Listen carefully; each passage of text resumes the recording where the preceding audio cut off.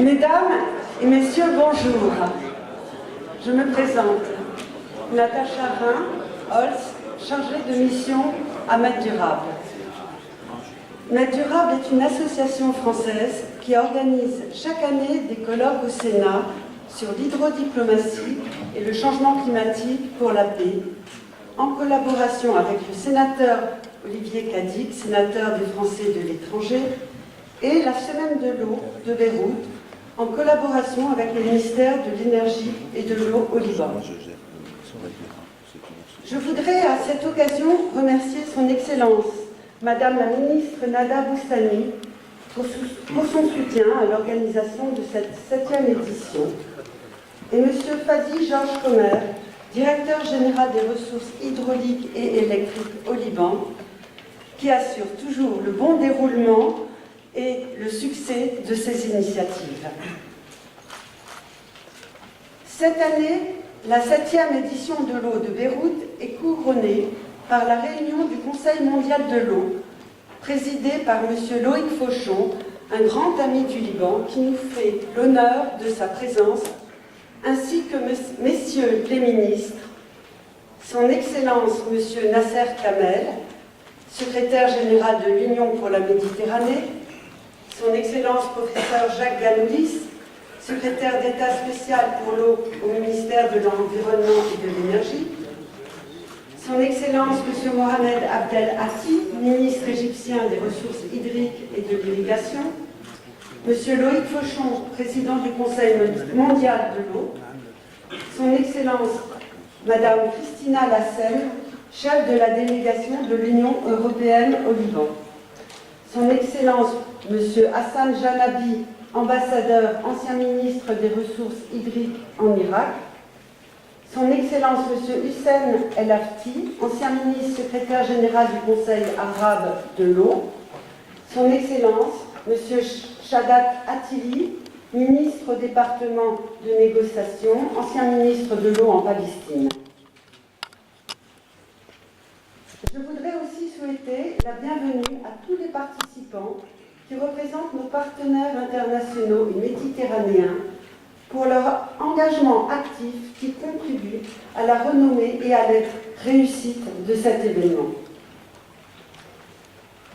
La 7e semaine de l'eau de Beyrouth est placée cette année sous le thème « La contribution méditerranéenne à l'ordre du jour 2030 pour un développement durable », avec un programme qui s'articule autour de 3 jours avec des visites techniques. Donc, nous allons commencer par les discours d'ouverture. J'invite M. Comer à prendre la parole.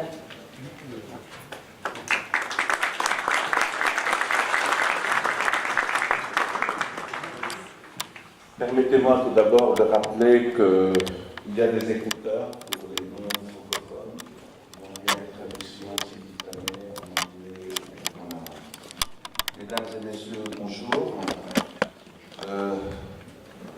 Messieurs les ministres, monsieur le secrétaire général de l'UPM, monsieur le président du Conseil mondial de l'eau, cher Loïc Fauchon, messieurs les ambassadeurs, les généraux représentants des forces de sécurité libanaises, l'armée libanaise, les FSI et la Sûreté générale, la Sûreté de l'État, chers collègues, chers représentants des organisations onusiennes méditerranéennes, bienvenue au Liban. C'est avec grand plaisir que je vous souhaite la bienvenue à la Semaine de l'eau, cette plateforme méditerranéenne qui réunit tous les 2 ans tous les experts de l'eau de la Méditerranée et réunit aussi cette année les experts de l'énergie, de l'alimentation et du développement dans le pourtour méditerranéen.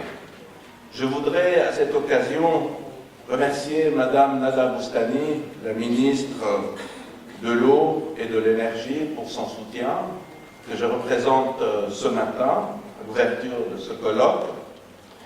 Et je voudrais donc vous dire également que cette réunion-là se déroule en concomitance avec le Conseil mondial de l'eau, la réunion des gouverneurs du Conseil mondial de l'eau, présidé par M. Loïc Fauchon, un grand ami du Liban et figure emblématique de l'eau, qui a toujours relevé les défis hydriques et les challenges du développement durable. Cette année, avec le président Fauchon, nous avons voulu placer cette 7e édition de l'eau et réunir tous les gouverneurs du Conseil mondial pour mettre le Liban à l'honneur. C'est ce que le président Fauchon m'a en fait dit en tant que président du Conseil. Et avec le président Fauchon, nous avons organisé plusieurs initiatives. Il y a bien longtemps, plus de 20 ans, nous avons lancé la composante de l'hydrodiplomatie au Liban. C'était à l'Université Saint-Joseph. Mais aussi, nous avons travaillé ensemble sur une initiative au Sénat français pour lancer en 2015 la première édition du Sénat sur l'hydrodiplomatie et le changement climatique, en collaboration avec le sénateur Olivier Cadic, sénateur des Français de l'étranger. Je voudrais remercier le sénateur Olivier Cadic très vivement, qui sera avec nous à partir de demain. Le Liban, comme vous le savez, est un pays riche en vestiges historiques, surtout phéniciens. Ce peuple précurseur de la découverte de l'alphabet dans la ville emblématique de Byblos, et qui, à travers ses nombreux voyages, a pu rapprocher les pays de la Méditerranée.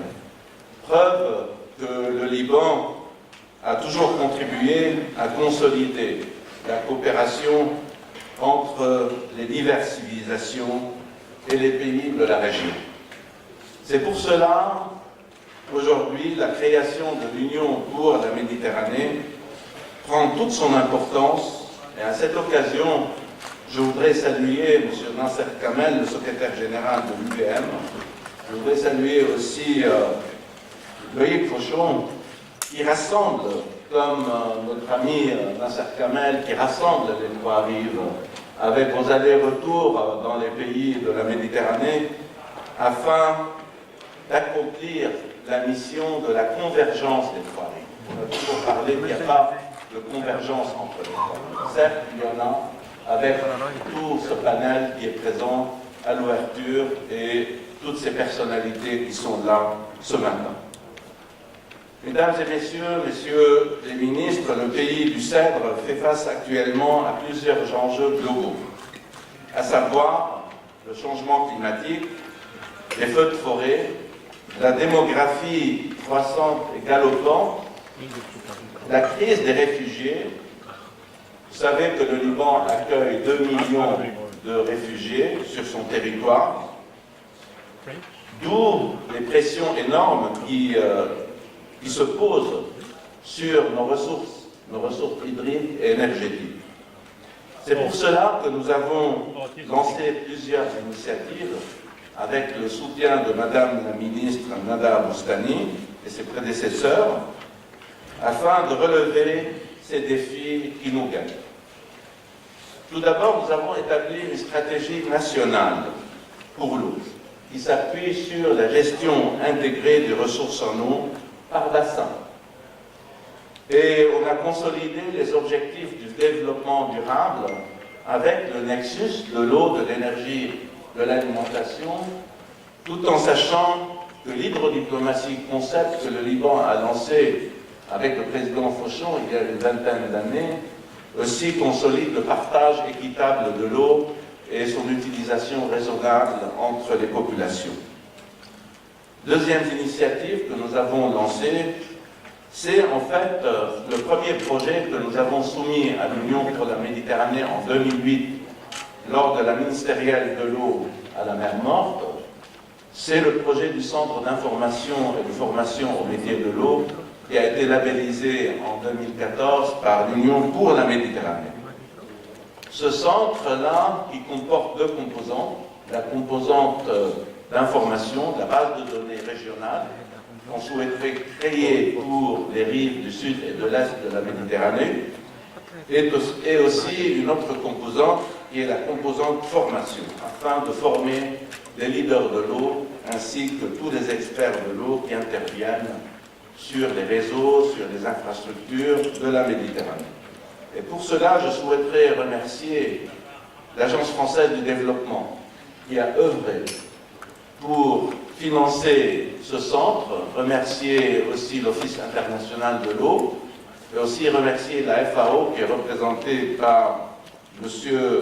Saadé, Maurice Saadé, qui est l'ambassadeur de la FAO, qui œuvre actuellement pour le financement de la composante information, la composante base de données.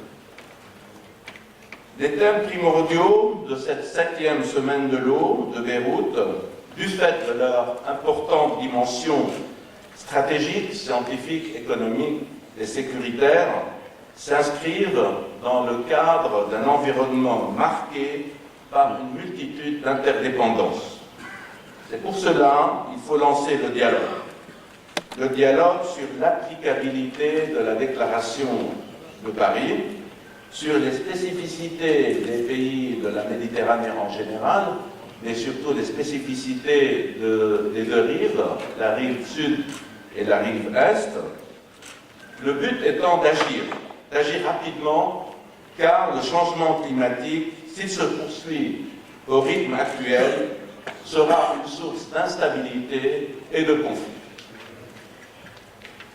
Le véritable changement viendrait donc de l'abandon des pratiques qui entrent en contradiction avec la déclaration de l'ONU de 2010 sur le droit à l'eau des citoyens et à l'assainissement pour préserver l'eau de la pollution.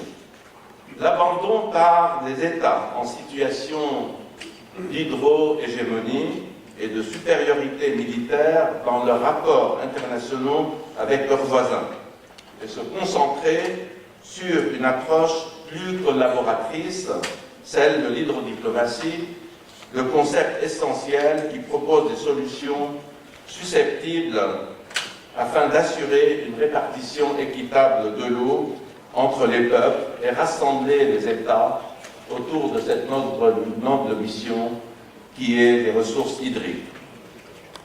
Il va falloir aussi, pour cela, utiliser les conventions des Nations Unies de 1992 et celle de 1997, ainsi que le pacte de Paris, lancé en 2015, pour aider à parvenir à des situations gagnant-gagnant entre les États, afin de favoriser la création des agences de bassin régionales. Il faudrait aussi que la communauté méditerranéenne travaille sur la notion du nexus, le nexus de l'eau, de l'énergie, de l'alimentation, placé dans l'agenda international à l'horizon 2030, élargir la portée et le potentiel du nexus en vue d'aboutir à des accords équilibrés et viables, bénéfiques aux pays riverains. Le véritable changement viendrait également de la mise en place d'une autre autorité de l'eau, de l'énergie, de l'alimentation pour la Méditerranée. Les générations futures nous jugeront précisément sur les actions concrètes entreprises dans ce domaine. C'est pour cela qu'il est de notre devoir de sauver la Méditerranée, soumise actuellement à des pressions importantes, en répondant à la nécessité de faire de ce bassin une région prospère et pacifique où le développement durable, le développement humain devrait asseoir la paix entre ces nations. Pour conclure, je souhaite à vous tous des conférences réussies, en espérant qu'une fois de plus, les directives prises à l'issue de cet événement aboutiront à la création d'un observatoire méditerranéen du développement durable et contribueront à œuvrer pour la stabilité hydrique de l'humanité. Je finirai avec une très belle citation de Saint-Exupéry qui dit « L'eau Tu n'as ni goût, ni couleur, ni arôme. On ne peut pas te définir. On te goûte sans te connaître. Tu n'es pas nécessaire à la vie. Tu es la vie. Et c'est bien l'eau qui nous rassemble une fois de plus aujourd'hui à Beyrouth. Je vous remercie.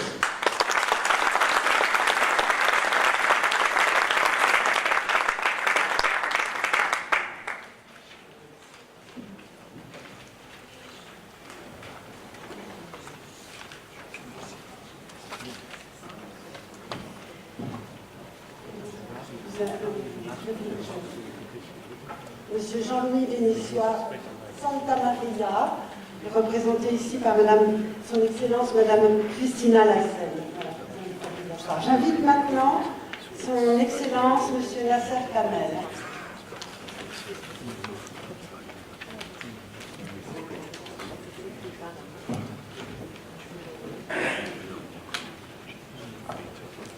Mesdames et Messieurs, bonjour.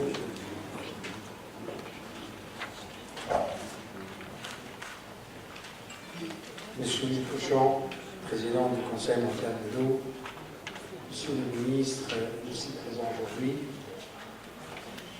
cher ami, docteur Fadi Georges Comer, directeur général des ressources hydrauliques, et le CRIC, le président de l'UNED Rural. Permettez-moi tout d'abord d'exprimer mon immense plaisir d'être parmi vous aujourd'hui, pour prendre part à cette 7e édition de la Semaine de l'eau de Beyrouth, consacrée à la contribution de la Méditerranée au programme du développement durable à l'horizon 2030. À cet égard, je voudrais exprimer ma sincère gratitude au gouvernement libanais et en particulier à Dr Comer pour cette chaleureuse invitation et pour leur chaleureuse aussi hospitalité qui n'est pas étrange à un pays aussi proche de mon cœur en tant qu'Égyptien. L'événement que nous célébrons aujourd'hui met sur la table un des sujets les plus urgents qui affectent notre région, l'eau. Pendant 3 jours, on va discuter de la diplomatie de l'eau, la gouvernance durable dans les bassins hydrographiques, le nexus eau-énergie alimentation, et aussi l'écosystème, la culture et l'intégration de la dimension de genre, ainsi que le rôle du partenariat public-privé dans le développement du secteur de l'eau. Vu l'engagement libanais dans plusieurs sujets qui touchent notre région, notamment dans le domaine de l'eau au sein de l'Union pour la Méditerranée, je dois dire que cela ne me surprend pas. De voir et de constater combien ce pays est aussi engagé et déterminé à promouvoir les partenariats solides et à établir des agendas régionaux ambitieux en faveur d'un développement socio-économique durable. Le Liban n'est pas seulement un État membre actif de l'Union pour la Méditerranée en termes de participation à nos plateformes politiques et de dialogue, mais il est un acteur actif dans plus de 7 projets de l'Union. En outre, le Liban joue un rôle majeur dans le développement et la mise en œuvre du programme pour l'eau de l'UPM et de sa stratégie financière, sans oublier les délibérations de nos groupes de travail et de nos équipes expertes, notamment le groupe de travail sur le nexus pour les écosystèmes alimentaires et l'énergie de l'eau, dans lequel Fadi Comer a joué un rôle déterminant sous la présidence libanaise. Mesdames et messieurs, les problèmes liés à l'eau que nous vivons actuellement chaque jour et auxquels nous sommes constamment confrontés constituent l'un des principaux défis transfrontaliers qui se prescrivent dans notre région. Les facteurs de stress inhérents du changement climatique au développement économique, à l'urbanisation et à la croissance démographique que vous avez fait allusion, constitue-t-il une menace sérieuse en termes de qualité et de disponibilité des ressources en eau dans notre région. À cela s'ajoute la forte dépendance de plusieurs secteurs économiques à l'eau ou, pour être plus précis, à la diminution de ressources en eau, ce qui compromet la croissance économique et qui éventuellement pourrait déclencher des troubles sociaux, voire politiques, et cela risque à son tour d'aggraver les difficultés régionales existantes dans la migration, comme exemple. En effet, la grave pénurie en eau, sans parler de la dégradation de la qualité des ressources en eau dont pâtit notre région, suppose énormément de défis. Ces défis exigent donc de nous démultiplier nos efforts concertés et nos actions communes pour promouvoir une coopération optimale et assertive en matière de gestion intégrée des ressources en eau dans notre région. Cela ne pourrait pas se faire, à mon sens, qu'à travers le partage des meilleures pratiques en matière de techniques d'économie d'eau, l'amélioration du développement des ressources humaines, le renforcement des capacités institutionnelles et des efforts probants à même de combler le manque d'investissement dans le secteur de l'eau, rassembler tous les acteurs et les parties prenantes des deux rives de la Méditerranée est également indispensable à la réussite de nos efforts.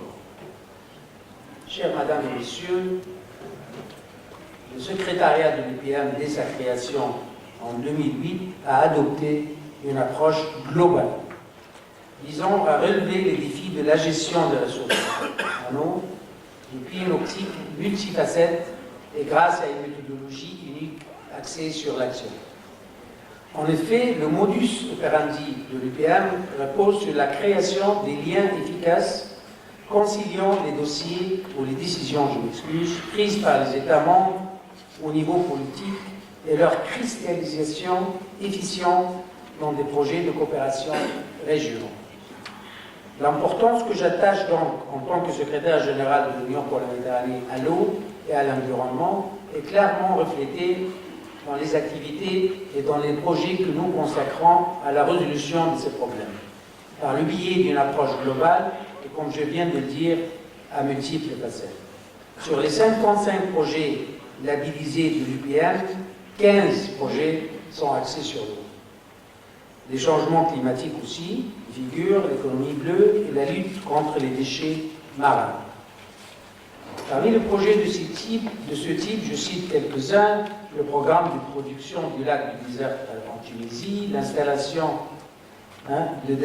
d'une station de dessalement de l'eau à Gaza, ainsi que d'autres projets techniques de l'UPM, comme celui qui a le nom ou s'intitule « Vers une plateforme de connaissances sur l'eau en Méditerranée » et celui sur la gouvernance et financement des secteurs de l'eau aussi dans la Méditerranée.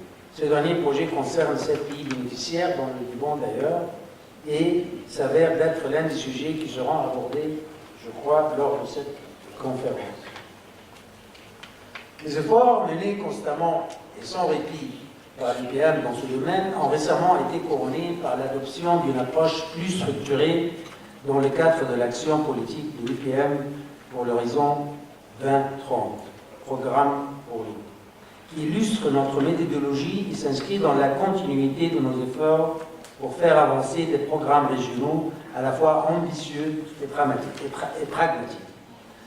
En avril 2017, les ministres de l'eau à Valette ont appelé, et je cite, à un programme d'action pour l'eau pour l'Union pour la Méditerranée visant à renforcer la coopération régionale en vue d'une gestion durable et intégrée de l'eau dans la région. Alors, le secrétariat a également engagé le dialogue avec les États membres, les parties prenantes, les partenaires en vue de développer un cadre de coopération aussi ambitieux en faisant en sorte, bien sûr, qu'il coïncide avec les aspirations de nos pays. Et afin de garantir la concrétisation de cet ambitieux cadre de coopération régionale, une stratégie financière a également été élaborée pour promouvoir la viabilité financière du secteur dans la région méditerranéenne, afin de garantir les avantages sociaux, économiques de la mise en œuvre du programme pour l'eau de l'UPM. Actuellement, le secrétariat travaille sur les aspects de mise en œuvre de l'eau et de mise en œuvre de ces programmes, et nous nous félicitons de toutes les initiatives et partenariats en vue d'obtenir des résultats concrets dans l'intérêt de nos peuples. Mesdames et messieurs, je suis persuadé que ce n'est qu'à travers la coopération et une action commune que nous pourrons aider les pays méditerranéens à atteindre leurs objectifs en matière de sécurité de l'eau, d'accès universel aux ressources, d'établissement d'économies résilientes au changement climatique, d'améliorer la planification de l'allocation des ressources en eau et de mobiliser les investissements pour un approvisionnement en eau plus fiable. L'adoption d'une approche intersectorielle a toujours fait partie de l'ADN de l'UPM, notamment sur les questions liées à l'eau, compte tenu de la nature complexe des problèmes qui y sont associés. Je vous souhaite donc un débat fructueux et personnellement, je suis impatient de recevoir vos suggestions et recommandations qui continueront toujours à guider les efforts du secrétaire de l'UPM dans ce domaine, dont la quête n'est autre que celle de sauvegarder les ressources en eau en Méditerranée, la source la plus précieuse de capital naturel, la vie comme vous l'avez constaté, tout en garantissant son accès universel. Étant l'un des droits humains fondamentaux que nous défendons, notamment pour les parties les plus vulnérables. Je vous remercie.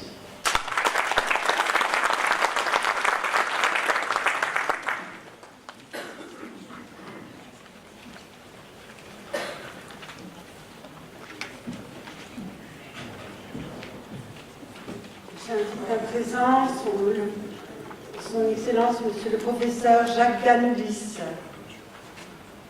Voilà.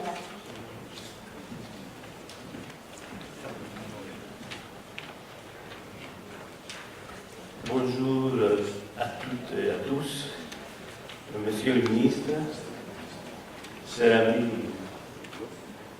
Fadi Georges Comer. Ce n'était pas prévu de parler aujourd'hui, mais venant directement d'Athènes, la capitale de la Grèce, c'est avec grand plaisir que je suis aujourd'hui ici au Liban, à cette terre de Phéniciens qui étaient des amis depuis des siècles avec les Grecs. Et je vois avec plaisir que le Liban est tout à fait prêt à affronter ces défis qui nous amènent cette crise qui est un peu pas très visible, parfois très visible, la crise de l'eau.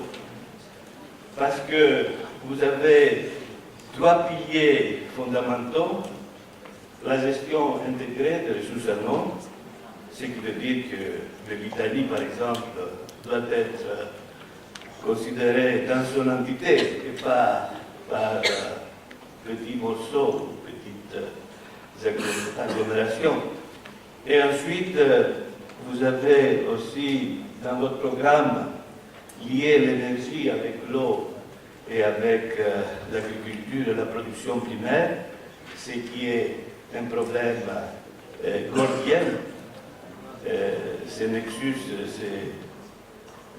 c'est un ensemble très compliqué et il faut réfléchir comment avoir une politique qui mène à gagner à tous les fronts, au front de l'énergie, au front de l'eau, au front de l'énergie de la production primaire. Et ensuite, vous avez prévu aussi au programme la lutte contre l'adaptation avec le changement climatique, ce qui est un grand défi. Et je pense qu'au cours de ces dialogues que nous allons avoir pendant ces journées, on pourrait voir les arguments, comment mieux s'adapter, comment relever ces défis du changement climatique. Mais j'ajoute que la mère de toutes ces actions, c'est la gouvernance de l'eau. Et la gouvernance de l'eau peut être déclinée à plusieurs aspects. Il y a la gouvernance sectorielle, par exemple, comment améliorer l'eau potable et l'hygiène de l'eau, ou l'agriculture, l'irrigation. Et ça amène peut-être à des problèmes, parce qu'en Grèce, on avait cette gestion par secteur qui amenait pas mal de problèmes et aussi de polémiques entre le secteur qui voulait avoir de plus en plus de l'eau. Donc l'eau, c'est plutôt à l'environnement qui appartient. Et donc, je pense que la gestion intégrée de l'eau pour l'environnement peut aussi avoir des effets positifs à tous les secteurs. Donc, cette gouvernance pourrait être diverse d'un pays à l'autre. Et il fallait quand même, pendant ce dialogue, définir quelle est la meilleure gouvernance, la bonne gouvernance. Et je finirai avec, disons, un slogan que je pense que la gouvernance qui utilise avec précaution et respect l'eau, qui économise l'eau, est la bonne gouvernance. Parce que finalement, dans notre société, on utilise beaucoup plus d'eau qu'il faut. Par exemple, en Grèce, on utilise 80% des ressources disponibles pour l'agriculture, ce qui est énorme. Et donc, mieux utiliser l'eau et sauvegarder l'eau, c'est quand même un aspect beaucoup plus important qu'avoir, par exemple, de petits ou de grands barrages accumuler l'eau. Parce que si on continue à utiliser beaucoup plus qu'il faut, comme on utilise aussi dans notre société de consommation beaucoup plus de biens qu'il le faut, d'après les écologistes, il fallait 2 autres planètes pour pouvoir avoir le niveau de vie à l'occidental dans toutes les planètes. Donc, il faut faire beaucoup attention. Et je pense que ces journées-là seront très utiles afin de réunir nos forces, d'abord autour de la Méditerranée, et donner l'exemple pour toute la planète. Merci de votre attention.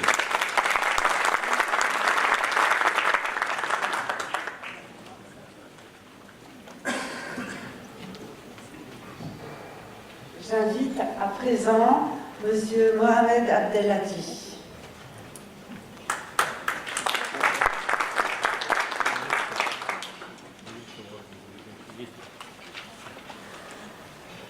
Good morning.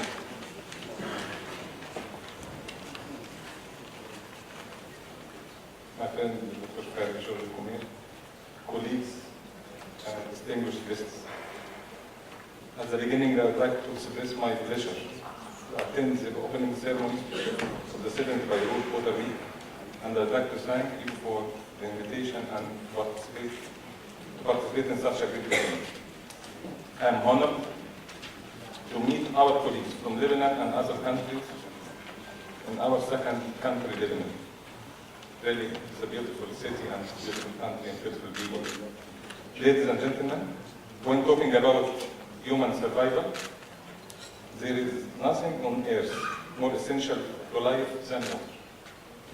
It is not just any water, but fresh water, which is what sustains life on earth and extremely vital human existence. Availability of fresh water is hindered due to poor infrastructure and the bad economics that lead to the death and sickness of millions of people as a result of insufficient supply of water, lack of hygiene and sanitation. We will not be able to face these challenges to reach the development goals of the current century, access to safe drinking water and sanitation services for all, food security, energy security, economic growth and social stability, unless we manage to improve the way in which various countries of the world manage their natural resources, especially water. Ladies and gentlemen, scarcity of water affects nearly half of the global population and the statistics are believed to even rise further. As their estimation, water scarcity already affected 4 out of every 10 people, according to WHO. 90% of all natural disasters are water related. Around 2/3 of the world's transboundary rivers do not have due to water, either floods, droughts, whatever, water quality. Around 2/3 of the world's transboundary rivers do not have a cooperative management framework. It is scientifically proven fact that the Earth will face increased temperatures and changes in precipitation in the coming decades. In the last 100 years, the global climate has gotten 0.5 degrees Celsius warmer due to greenhouse gas emissions, partially caused by human activities. Climate models envisage a temperature increase between 1.4 and 5.8 degrees Celsius in the next 100 years, unless measures are taken to critically reduce the emissions. These changes will cause bigger changes in precipitation and water and will increase the intensity of extreme hydrological events. So our responsibilities increase today, day by day, regarding these challenges to guarantee proper water resources for us and for our next generation. Ladies and gentlemen, being the Minister of Water Resources and Irrigation in Egypt, I would like to share with you the critical water situation in Egypt. Let me, without reading describe to you those who are not aware about Egypt's geography or water situation. Egypt is located in the northeast part of Africa, Mediterranean and the Red Sea, at the corner of Africa, top corner of Africa. Egypt is the driest country in the world. We are living actually in a dry region, but Egypt is the driest country in the world in terms of water scarcity. We are relying on our water resources on 97% transboundary, either the Nile River or the groundwater, transboundary basins. And this is challenging for us. Egypt is vulnerable to increase of sea level rise. And the lowland areas in the delta are vulnerable to inundation. This will put pressure on us to resettle about 4 million of our population. And this is a challenge. In addition to change of the socio-economic aspects of the delta region. Also, we are vulnerable to heat waves that will put pressure on water consumption. Adding to that, the unilateral action with upstream countries without coordination with downstream countries put another challenge. If not reaching, a sort of cooperative frame or agreement on the management of this infrastructure. In addition to that, the most critical part that Egypt faces and other countries in the region and in Africa are facing the population increase. This will put also another pressure on the water demand and the competition in water use. For this, in Egypt we have developed what we call the Water Strategy 2050 that has 4 main pillars. But before talking about water strategy, I'll tell you in figures some numbers to wake you up. I know being among the latest speakers is difficult to absorb all many speeches, but I'll be very concise. We have water shortage about 90%. 90% of our renewable water resources. This 90% is compensated by 2 ways. Recycling water, we recycle about 33 of our renewable water. And we are planning in 2 years to recycle, this recycling will reach 40%. And this will bring Egypt the highest country in the world in recycling and reusing water several times in terms of quantity. Also, we compensate this by virtual water through our imports from all over the world. Especially wheat. We are the biggest importer of wheat. And this put another also pressure we are importing virtual water that's equivalent, according to 2016 figures, 34 billion cubic meters. That is about, in terms of percentage, another 50% of our renewable water resources. This is the water situation in Egypt.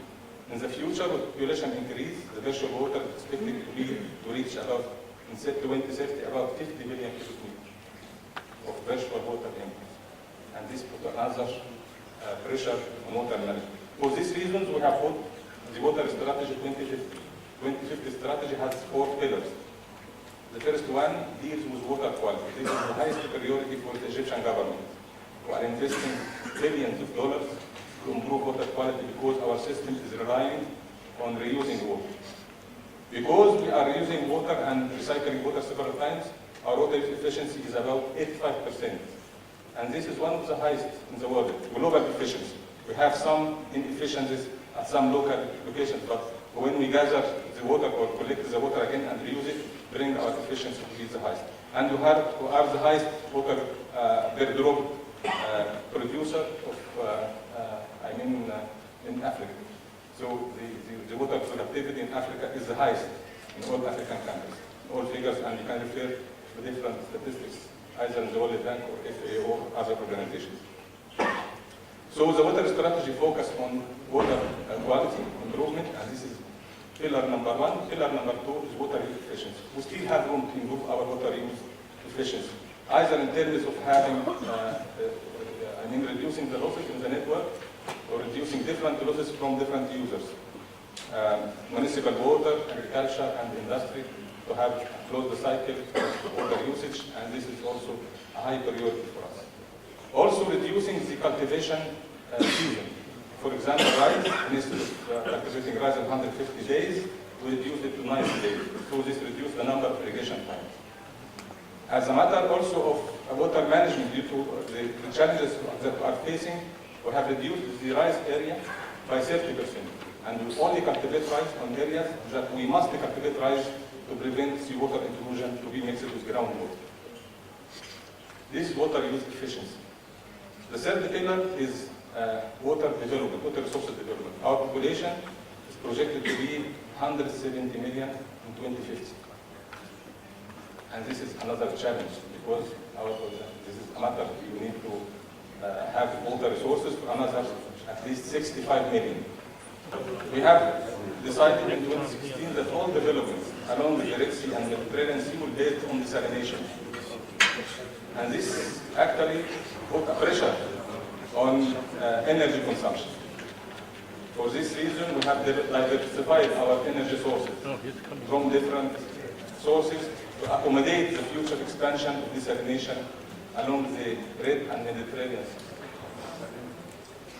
Also, what we have done to accommodate water crisis, now we are doing researches that the initial results show that we can cultivate wheat on salinity that varies from 4,000 to 20,000 ppm, including soil salinity as well as water salinity, both of them, so we can reach up to 20,000 ppm. And this is a new hope that will enable us to have this kind of saline water or saline soil or brackish water to be a resource for us. The fourth pillar is enabling environment. Enabling environment in terms of governance, legislation, training, awareness, and we are following all these activities along the country. When we benchmark the awareness level in 2016 till now, you can assess it when you talk to a farmer and he feels that we are a water scarce country, and the farmers started to improve their ways of rationalizing water uses. The pillars are okay, but we need to have projects to convert these pillars into projects. We have implemented or we have put the National Water Resources Plan 2017-2037 that will cost us at least $50 billion. And this is another challenge. How can we mobilize finance to accommodate all these investments? We are following different means of dealing with water scarcity, and also what we are doing now also to have a sort of low-cost sewage water treatment and use it in fish ponds and also in agriculture, and this is another way. The way of, introducing modern irrigation, drip irrigation and subsurface irrigation is another notion that we are introducing. Mobilizing finance, having deals with, banks to provide subsidized loans to the farmers, change their, irrigation methods. This we have done. I don't want to talk more about, I have a lot to say, but I'd like to thank you for your patience and listening.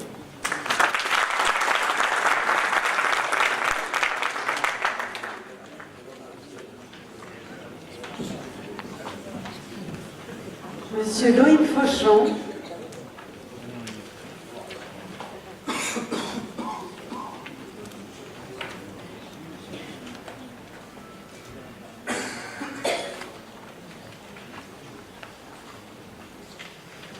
Chère famille, Mesdames et Messieurs les ministres, ambassadeurs, représentants des autorités civiles et militaires, chers amis de l'eau, je voudrais également saluer tous les gouverneurs du Conseil mondial de l'eau qui sont présents dans cette salle et qui sont, vous l'avez dit,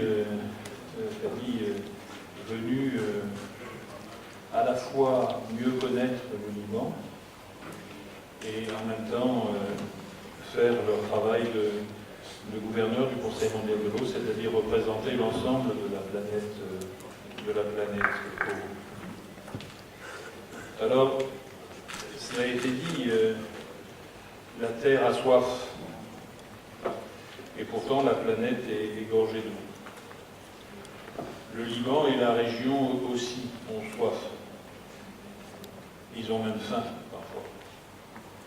Parce qu'ici aussi, l'eau est insuffisante, l'eau est en situation de maltraitance, et l'eau provoque la souffrance. Pourquoi? Alors, partout, dans toutes les réunions, monte cette sorte de chanson sur la responsabilité du climat. Alors, de temps en temps, il faut être un peu politiquement incorrect. Et je voudrais vous dire, ma conviction profonde, c'est que aujourd'hui, ce n'est pas tant le climat qui nous fait souffrir, ce n'est pas tant le climat qui nous appelle à des devoirs nouveaux en matière de ressources en eau. C'est la croissance de la population, d'abord. C'est la pression démographique, d'abord. C'est l'élévation des niveaux de vie qui provoque un appel en eau supplémentaire. C'est la concentration dans les grandes villes et les mégacités qui demandent des masses d'eau supplémentaires. Car l'urbain consomme plus d'eau que le rural. C'est ainsi. Et donc, la population augmente, elle se concentre, et elle est exigeante, ce qui est bien naturel. Et tout cela crée aussi un cortège de pollution énorme, effrayante, dans un certain nombre de grandes villes ou de littoraux. C'est un fait, la demande en eau croît beaucoup plus vite que l'offre en eau, et cela durera encore un certain nombre de décennies. Il ne faut pas en douter. Et le climat, l'évolution de ce climat, que nous maîtrisons mal, que nous connaissons mal, que nous comprenons mal, c'est la cerise sur le gâteau de l'ensemble des dérèglements de la planète. Le climat est à venir. Et évidemment, si ce qu'on nous annonce est juste, eh bien, il sera, comme l'a dit le roi du Maroc, lors de la COP à Paris, il sera l'ultime injustice qui frappe les plus vulnérables sur la Terre. Ce climat, c'est, je l'ai dit, ce qu'on livre à la vindicte du public aujourd'hui, c'est le bouc émissaire. En réalité, c'est le bouc émissaire de toutes nos erreurs, les nôtres, celles de l'homme. Ce climat qui est inconstant. Chaud ici, plus froid là, plus sec ici, plus humide là, qui fait que l'eau n'est pas là quand il faut, elle n'est pas là comme il faut, elle n'est pas là comme il faut. Et cette eau, elle fait l'objet de pillages depuis de nombreuses décennies, alors que nous la voudrions consacrée au partage. Un partage que, évidemment, nous souhaitons durable, comme vous l'avez dit, cher Fadil, mais qui doit être aussi équitable. À quoi sert ou à quoi servirait ce développement durable s'il n'était pas harmonieusement partagé par tous? Alors, comment faire? Comment faire pour faire cesser ces crises de l'eau, ou en tous les cas les atténuer? La réponse, elle porte un nom que les professionnels de l'eau, nous utilisons tous les jours. La sécurité de l'eau, water security. Au centre de nos préoccupations, c'est au centre de notre action. Il y a deux temps dans la sécurisation de l'eau. Le premier est de sécuriser la ressource elle-même. Il faut diversifier l'accès à la ressource. Ça a été évoqué par notre collègue égyptien. Pomper plus profond, c'est faire. Transférer l'eau sur de plus grandes distances. Les projets de la région, que ce soit le projet mer Rouge, mer Morte, que ce soit d'autres projets qui viendront, car celui-là ne suffira pas, mais il est déjà extrêmement important, permettront de disposer d'un peu plus de ressources. Il y a, et elles sont beaucoup plus importantes, des potentialités nouvelles. Le dessalement, qui a fait énormément de progrès au cours des 20 dernières années, non seulement techniquement, mais parce que son coût a été diminué d'environ 1 à 10, 10 à 1 plus exactement, en une vingtaine d'années, et parce que les technologies aujourd'hui permettent à environ 70 pays dans le monde d'utiliser le dessalement. Mais il ne faut pas mettre toutes ces zones dans le même panier. Et une autre technologie pointe, elle a été évoquée aussi, c'est la réutilisation des eaux usées. Il y a là une formidable potentialité, un formidable gisement de ressources en eau partout dans le monde, lorsque nous aurons pu lever un certain nombre d'obstacles techniques, administratifs, mais aussi psychologiques concernant la réutilisation des eaux usées. Tout cela amènera plus de ressources pendant cette période, sans doute de 20, 30, 40 ans, où nous allons avoir à répondre à cette demande en eau très importante. Mais pour répondre à la demande, et je voudrais insister sur ce point, il faut être capable de stocker cette ressource. Il faut être capable de conserver cette ressource. L'eau de l'hiver pour l'eau de l'été, l'eau d'aujourd'hui pour l'eau de demain, l'eau pour le développement et l'eau pour la nature. Le monde, partout dans le monde, partout, nous sommes en panne, nous sommes en manque de capacité de conservation des ressources en eau. Le temps des barrages. Le temps des barrages se termine, en tous les cas, avec cette approche ancienne, utile, qui remonte à l'Antiquité. Il va laisser la place au temps des réserves aquatiques.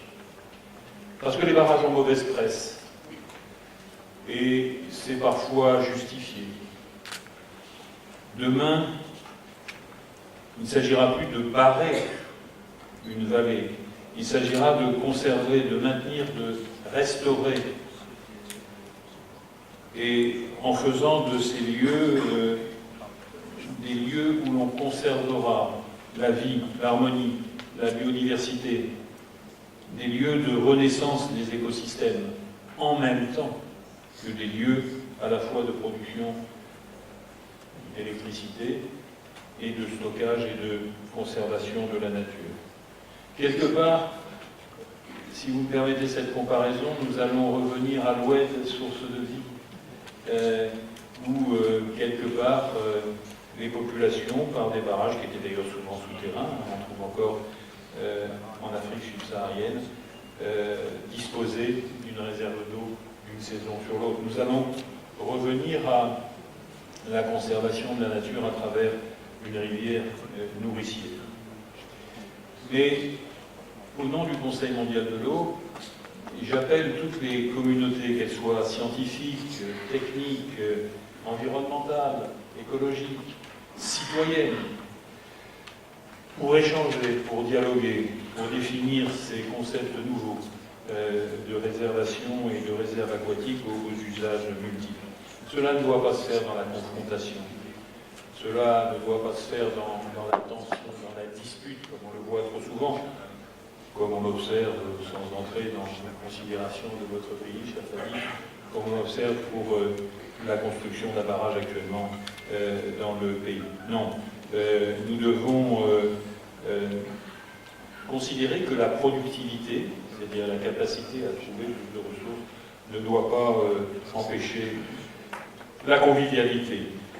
Alors une fois sécurisées ces ressources, une fois conservées ces ressources, eh bien, il faut assurer une gestion plus économique, une gestion plus efficace de cette eau qui nous est confiée, à la fois par la nature et aussi par nos capacités techniques et financières. Il nous faut donc diminuer le gaspillage que l'on peut observer partout dans le monde, partout.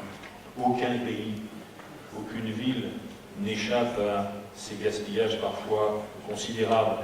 Il ne s'agit pas seulement de traquer les fuites, nous en parlions hier soir, ce qui est à faire à Beyrouth, parce que les rendements ne sont pas encore, les rendements de réseau ne sont pas encore suffisants. Nous devons faire baisser les consommations, elles baisseront petit à petit. Dans un certain nombre de pays, c'est déjà le cas. Et donc, nous devons aider à revoir les comportements.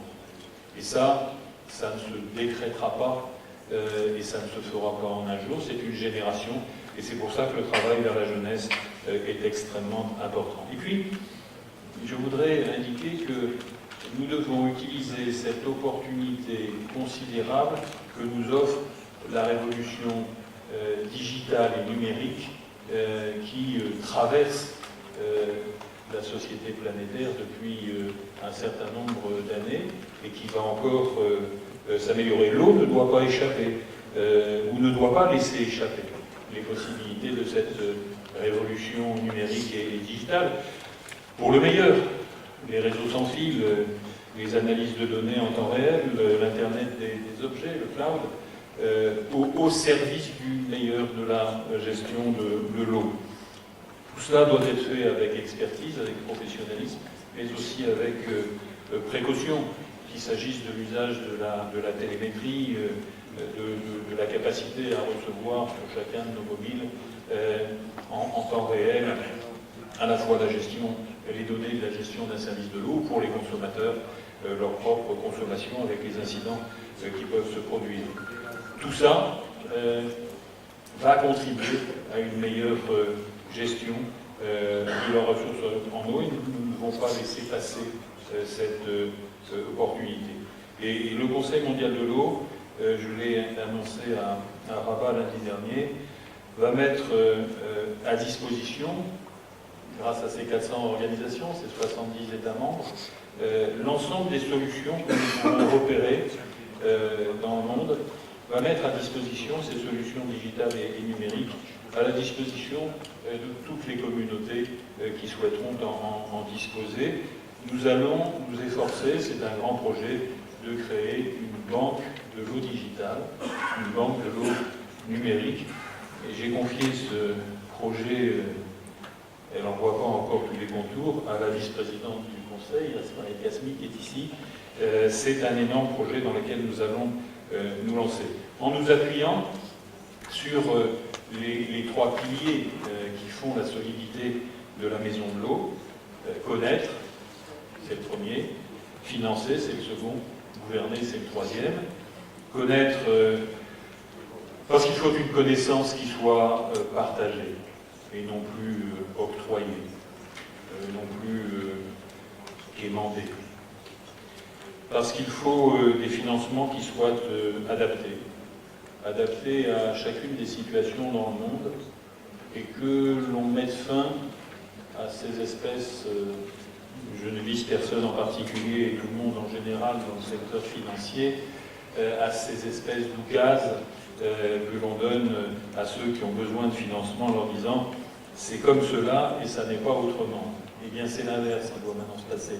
Les financements doivent pouvoir être adaptés à chacune des situations. Et puis la gouvernance dont il a été question, c'est une gouvernance qui soit acceptée, discutée, dialoguée et non pas imposée là aussi comme nous le voyons trop souvent. Alors tout cela nous amène à une évidence que vous connaissez tous, mais qui est la raison d'être du Conseil mondial de l'eau. C'est que l'eau est politique. Water is politics. Les solutions de l'eau sont politiques. Pourquoi? Parce que les solutions techniques, les ingénieurs dont vous faites partie, vous les connaissez, nous les connaissons. Vous avez même ce génie de nous dire à l'avance que vous trouverez une solution pendant 15 ans. Eh bien, nous aimerions que les responsables politiques soient capables d'en faire autant. Et nous devons tous pousser encore pour que l'eau soit réellement une priorité. Et nous allons travailler dans ce mandat au Conseil mondial de l'eau sur plusieurs sujets un peu, non pas nouveaux, sur lesquels il faut insister. D'abord, embarquer avec nous les parlements et les autorités locales, parce que dans de nombreux pays qui n'ont pas la chance, comme le Liban, d'avoir des institutions anciennes, eh bien, les parlements votent des lois et les autorités locales votent des budgets. Tout cela représente beaucoup d'argent et il faut mettre un peu de l'ordre pour permettre que l'eau soit une priorité. J'ai dit il y a longtemps les robinets avant les fusils. Bien sûr, parfois, la situation fait que, n'est-ce pas, messieurs, il faut défendre le pays. Mais c'est aussi défendre le pays que de donner l'accès à l'eau. En tous les cas, que l'eau potable bénéficie d'autant de moyens que le téléphone portable. Comme ça, c'est moins polémique sur ce sujet. Je veux dire par là que nous devons convaincre les leaders politiques, les décideurs économiques, que financer l'eau, favoriser l'accès à l'eau, c'est une priorité indispensable au développement. Vous dire aussi que il me paraît qu'il faut cesser d'opposer sans cesse les urbains et les ruraux, les villes et les campagnes. Il n'y a pas que des smart cities. Il y a aussi des smart rural areas, des smart campaigns, si on peut utiliser ce mot venant du français, et l'un va avec l'autre. Et nous sommes très heureux, j'en profite pour saluer mes collègues sénégalais qui sont là dans la salle, en charge avec nous de la préparation du forum, que l'accès à l'eau en zone rurale soit une des priorités du prochain forum.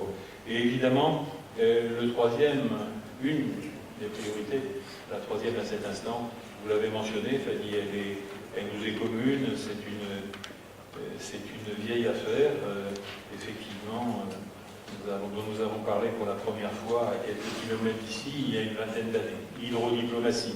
L'hydrodiplomatie à la fois au service de la prise en compte des tensions transfrontalières, l'hydrodiplomatie également au plan financier pour obtenir un refinancement des dettes de l'eau des pays les plus pauvres, et puis l'hydrodiplomatie au quotidien, celle qui nous réunit, et ce n'est pas celle qui devrait nous diviser. Alors nous avons une formidable chance, c'est que nous avons décidé, le Conseil a décidé il y a de cela maintenant 2 ans, que le prochain forum aurait lieu en Afrique. Pourquoi en Afrique? Parce que c'est sans doute le continent qui souffre le plus de difficultés d'accès à l'eau et à l'assainissement. Et j'insiste sur ce point.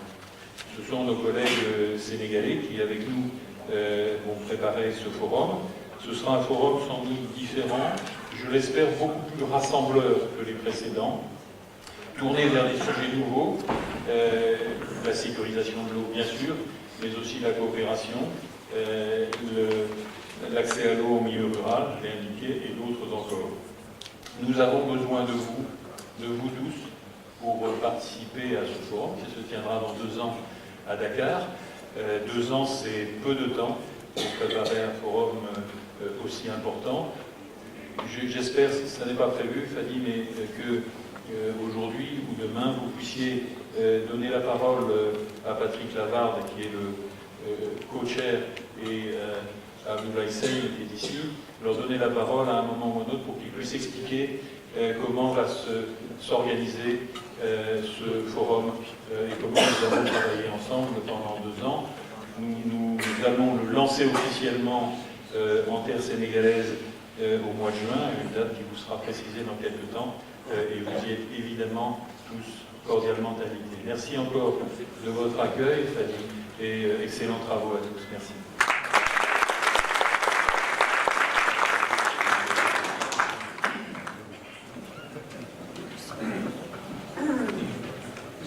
J'invite à présent M. Jean-Louis Benuezia Santa Maria, qui représente son Excellence Madame Christina Lassène.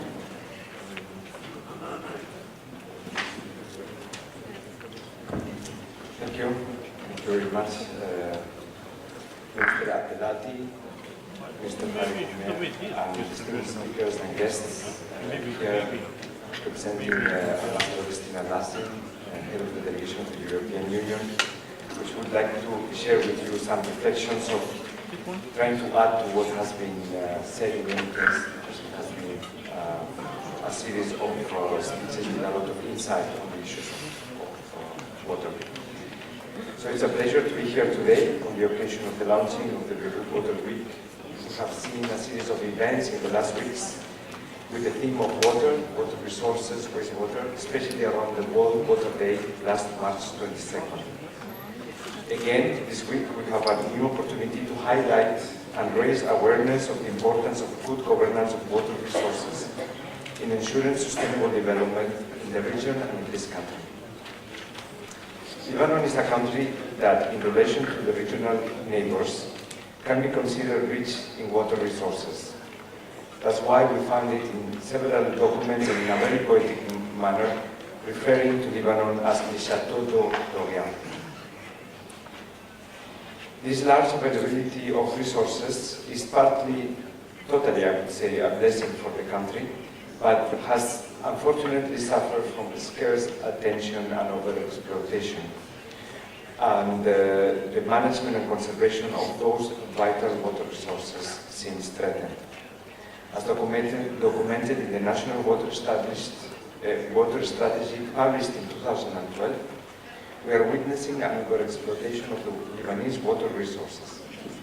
In the last years, we have also seen a number of problems amounting and being reported in various ways related to inadequate supply from public networks and dire situation of the management of wastewater. That, together with the effects of climate change, which add to the mix, impact negatively on the environment and the public health. We unfortunately see water, which has historically been a factor behind the outbreaks of conflicts, again coming back and being one of the factors fueling social conflicts. I have been speaking now about Lebanon, but all the countries in the region, from the north and the south of the Mediterranean, European, and from the northern of the Mediterranean and the Middle East, suffer in a way or another of the same problems, which are in some cases exacerbated by the aspects and by issues like the prolonged conflicts in the region and the protracted presence, for example, of refugees in various countries, especially in Lebanon, which add pressure on basic services to the citizens over strained systems which had already weaknesses from before. It is then crucial to prioritize governance in the water sector, and it is in this context where the discussions of this event are important, especially because they happen with a regional scope. Because with regional scope, with a regional view, we can share solutions for shared problems. Here is where water diplomacy plays a key role. The European Union support to water diplomacy aims at facilitating an integrated management of water resources from the source to the sea, and promoting resilience to climate change impacts on water resources. Cooperation on water must be harnessed to promote regional integration and address political instability. The European Union is committed at promoting integrated water resources management and is present in many countries of the South Mediterranean and a strong partner on the support of the water sector. Strengthening water governance at all levels is essential for long-term stability, and is a motto for the partnership of the European Union with its neighbors in the south of the Mediterranean. Good water governance requires appropriate, resourced and functional institutions, reliable data and information systems, capacity building and awareness raising, and of course funding for all of that to happen. We have from the European Union a long-standing tradition and positive experience of cooperation on water, and all those aspects we try and we do our best to support our partners, as we have tried also to manage our own issues in Europe on regards to water resources.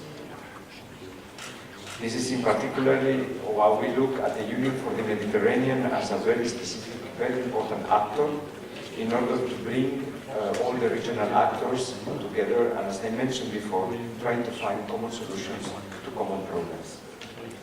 We are also in support of other global initiatives like the United Nations Water Convention. I would like to highlight something that I have not seen so much in the speech before, and is that to put in practice all of that, it is critical not to forget the role of civil society. Civil society can play a role in the defense of natural resources, and we need to be aware of it in order to engage them. Unfortunately, we are still witnessing a general lack of awareness and engagements from citizens in relation to the conservation and protection of water resources, and more generally, to the protection of the environment and the natural habitats.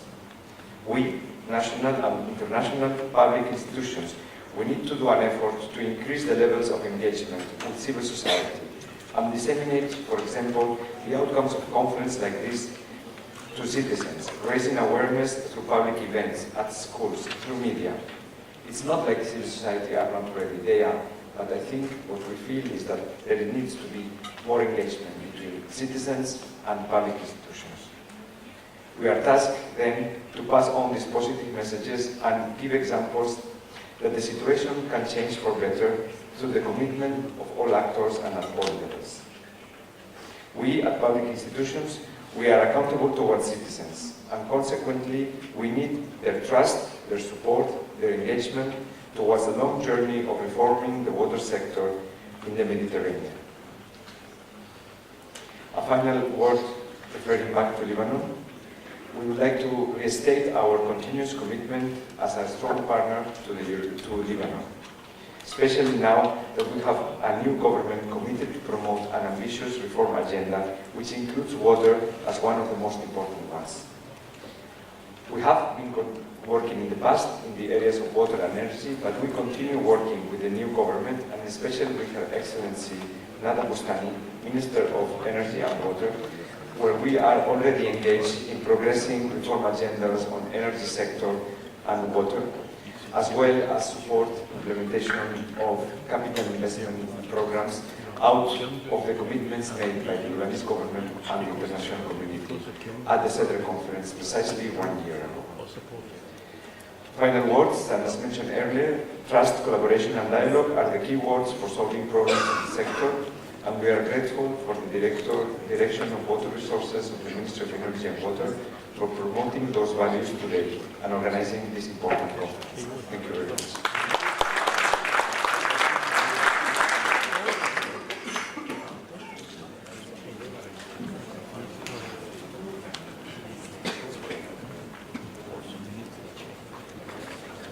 Maintenant, nous allons directement passer à la distribution des trophées par M. Fadi Thomas, qui représentera son Excellence Madame Nada Boustali.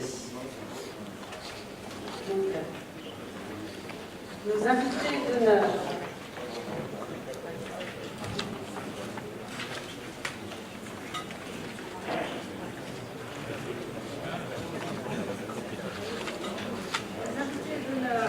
Monsieur Loïc Fauchon.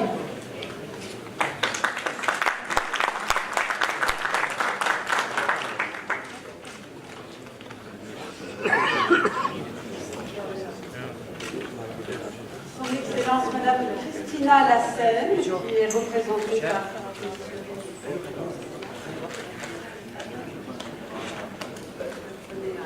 voilà. C'est pour Madame Lassène.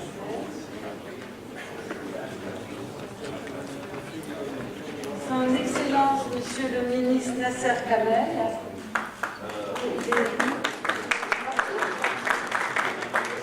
Ah d'accord. Son Excellence, Monsieur Mohamed Abdel Hati.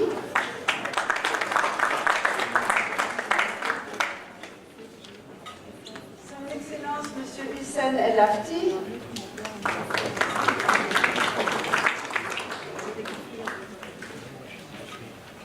Son Excellence, Professeur Jacques Danoulis.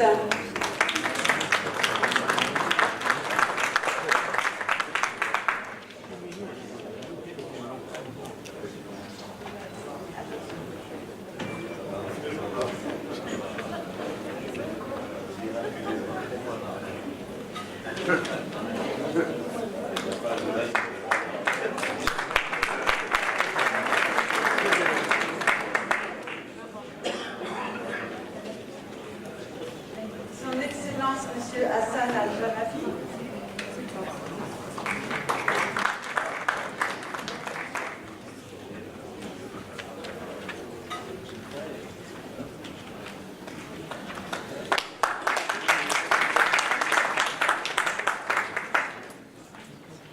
Son Excellence, Madame Sharafat Afilal. Son Excellence, Monsieur Shadat Atibis. Monsieur le ministre, Monsieur Maurice Saadé.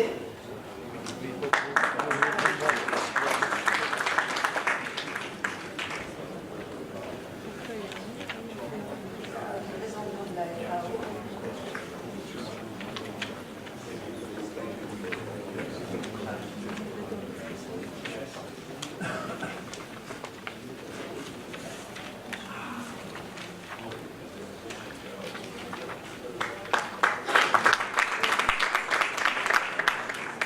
Monsieur Rachad Chawa, président du comité des fondateurs et vice-président du Conseil international Waterpower. Président de la G2M.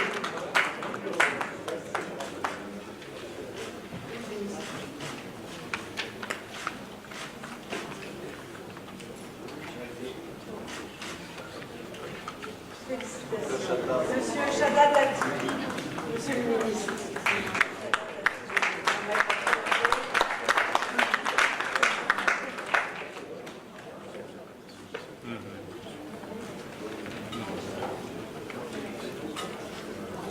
Voilà, nous vous invitons à la pause café et on reprend à 11h30.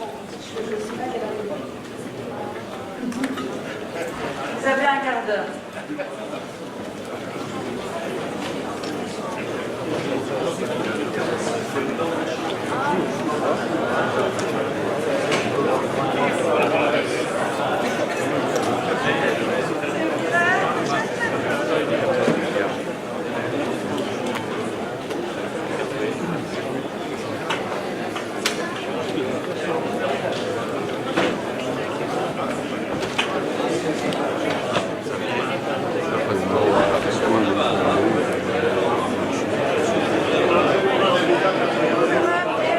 obecną.